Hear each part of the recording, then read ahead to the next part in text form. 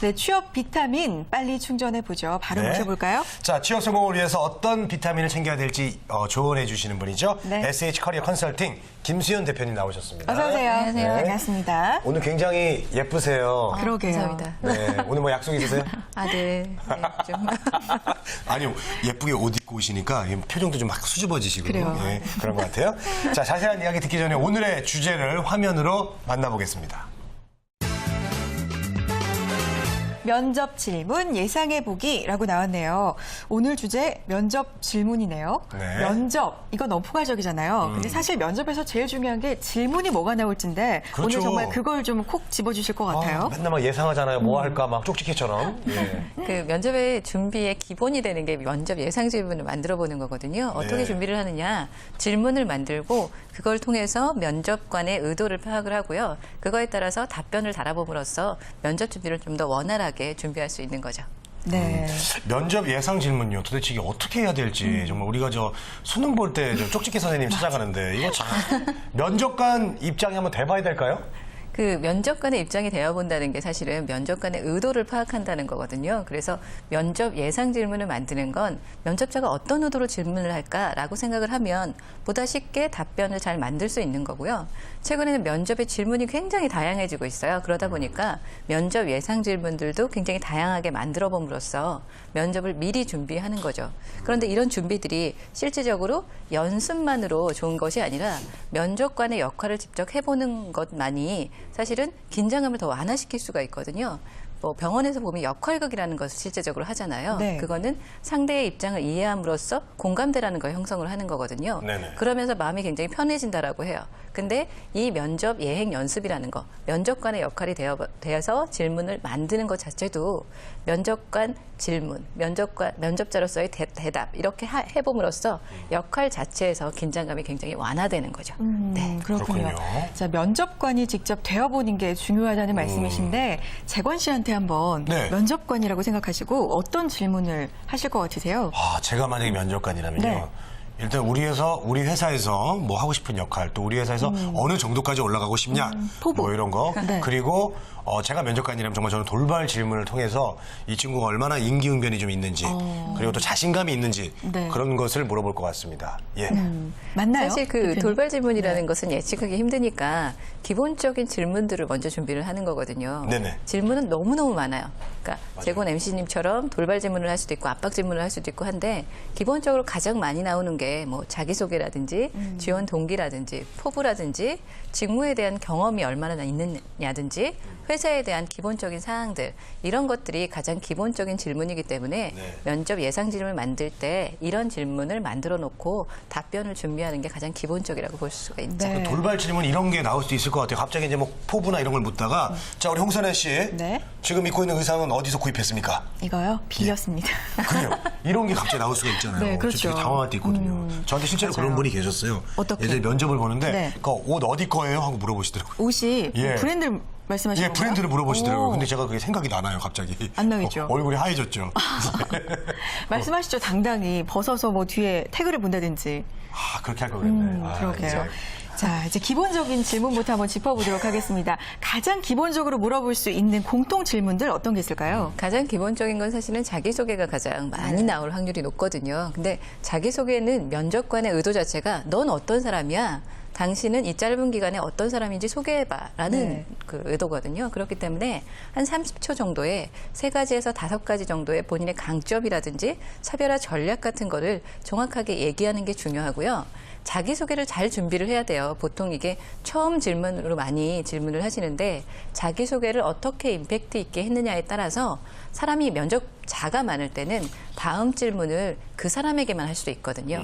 기회가 그 다음 사람에게 주어지는 것 자체가 자기소개를 잘한 사람에게 주로 주어질 확률이 높기 때문에 자기소개를 좀 임팩트 있게 준비하시는 게 필요한 거죠. 네, 그렇죠. 자기소개 임팩트 있게 해야 되죠. 그리고 사실은 자기 강점을 좀 자랑을 해야 되잖아요. 그러라고 하는 게 네. 이제 자기소개인데 너무 자랑만 늘어놓으면 아우 자랑하고 있네, 잘난 척하네 이런 인상을 줄 수 있단 말이에요. 좀 세련되게 네네네. 경험을 좀 넣어서 해야 될 네네. 텐데 어떤 방법이 있을까요?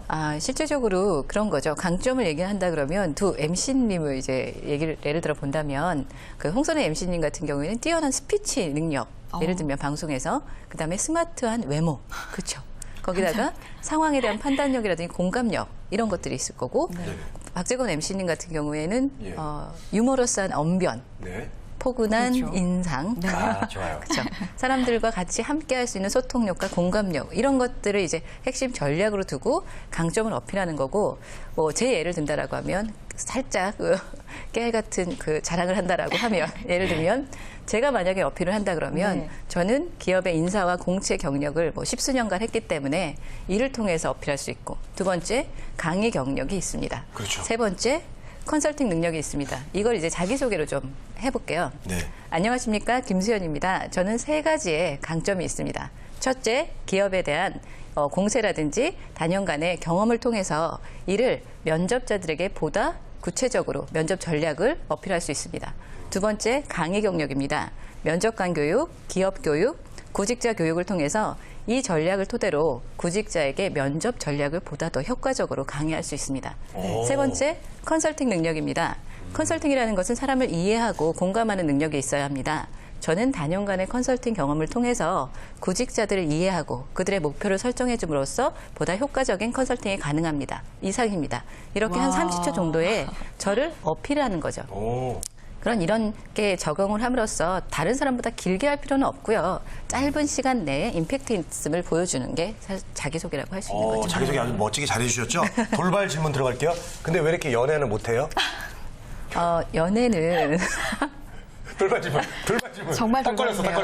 이게 예. 질문자의 의도를 파악해야 되는 거거든요. 그렇죠. 사실은 예. 면접관이 나에게 이런 질문을 왜 했을까? 내가 외로워 보이는 걸까? 예를 들면 혹은 업무와 별개로 혹시 연애라는 게 의도 뒤에 숨은 의도는 연애를 함으로써 이런 방송이라든지 업무에 지장을 주지 않을까? 이런 질문일 수도 있거든요. 그러네요. 그러면 저는 판단을 해야 되는 거죠. 이 질문을 통해서 내가 있다고 얘기를 해야 하나? 없다고 얘기를 해야 되나? 있음으로써 사실은 이런 활동들에 영향을 줄 수 있기 때문에 그런 질문의 의도로 받아들이겠습니다. 없는 걸로. 역시. 예, 맞아요. 그런 질문 해요. 네, 예, 그렇죠. 예. 네. 자, 다음 예상 질문 넘어가 보죠. 네. 어떤 게 있을까요? 지원 살짝 당황하셨죠? 아닙니다. 예, 알겠습니다. 그 지원 동의라는 것은 왜 지원했느냐, 포부라는 것은 어떻게 할 것이냐라는 거거든요. 예를 들면 와우 컨텐츠 미디어라는 회사가 있어요. 그러면 이 회사를 왜 지원했느냐라고 이제 그 관계자들한테 물어보게 되면 얘기를 하는 거죠. 단연간의 방송에 대한 경험이라든지 경력을 갖고 있는 회사라서 이를 통해서 시청자에게 보다 더 좋은 정보를 제공할 수 있는 회사인 것 같다. 두 번째는 직업 방송 속에서 다양한 프로그램을 운영하고 있고 다양한 컨텐츠를 갖고 이걸 통해서 이쪽에 그 중심이 되는 방송이기 때문에 직업 방송을 좀 더 배워보고 싶다라든지 세 번째는 훌륭한 스텝들을 지니고 있기 때문에 그 스텝들을 통해서 더 많은 것들을 배우고 싶다라든지 이런 것들이 지원 동기가 될 거고요. 포부라고 한다면 그렇다 그러면 당신이 우리 회사에 들어와서 어떻게 역할을 하겠느냐라고 한다 그러면 방송 관계자가 사실은 와우 컨텐츠 미디어에 면접을 봤다라고 쳐요. 그러면 예를 들면 두 분의 아까 강점 뛰어난 스피치 능력이라든지 공감 능력이라든지 아니면 스마트한 외모라든지 이런 부분들을 통해서 시청률에 더 효과적으로 적용할 수 있을 것 같다. 컨텐츠를 다양하게 내가 확보를 하고 있기 때문에 그 컨텐츠를 통해서 시청자에게 정확한 정보 전달력을 갖고 있을 수 있다. 스피치 능력을 통해서 정보를 보다 확실하게 직업에 대해서 전달할 수 있다. 라든지 이런 식으로 어떻게 내가 역할을 할지를 표현해 주는 게 굉장히 포부에서는 중요하다라고 할 수 있고요. 네. 질문자의 의도 자체가 그런 것들을 물어보는 거죠. 회사에 대한 충성심이라든지 회사에 대한 관심 이런 것들을 물어보는 게 맞습니다. 네, 그렇군요. 자, 면접 볼 때 자기소개서나 이력서를 면접관들은 앞에 이제 두고 면접을 보시잖아요. 그럴 때 이런 질문을 하세요. 써 있으니까 전공이나 일했던 경험, 경력 이런 것들을 물어보시는데 예를 들자면 길게 안 물어보시는 것 같아요. 구체적으로 안 물어보시고 홍선혜 씨 언론정보학부 전공하셨네요? 이렇게만 물어보세요. 그럼 뒤에 네, 전공했습니다. 이렇게 해야 될지 뭔가를 더 붙여야 되잖아요. 그게 참 당황스럽거든요.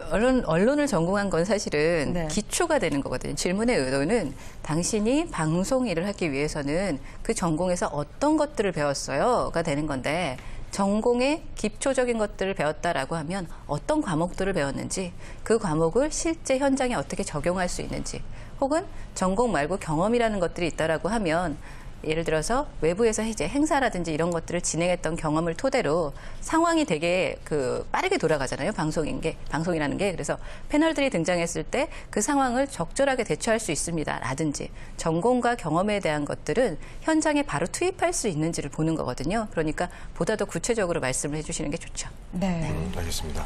자, 지원하는 회사에 대해서 어떻게 생각하는지 이런 질문도 참 어떻게 해야 될지 이게 쉽지가 않아요.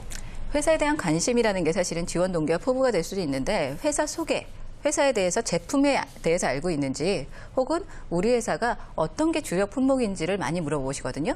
이 회사에 예를 들어서 면접을 본다라고 하면 취업앤이 주력 프로그램입니다. 취업에는 어떻게 구성이 되어 있고 실제적으로 이 프로그램에 어떤 점이 정말 좋은지 어떤 점이 조금 더 보강됐으면 좋겠는지 본인에 대한 의견을 말하면 보다 더 효과적으로 회사에 대한 관심을 표명할 수 있는 거고요.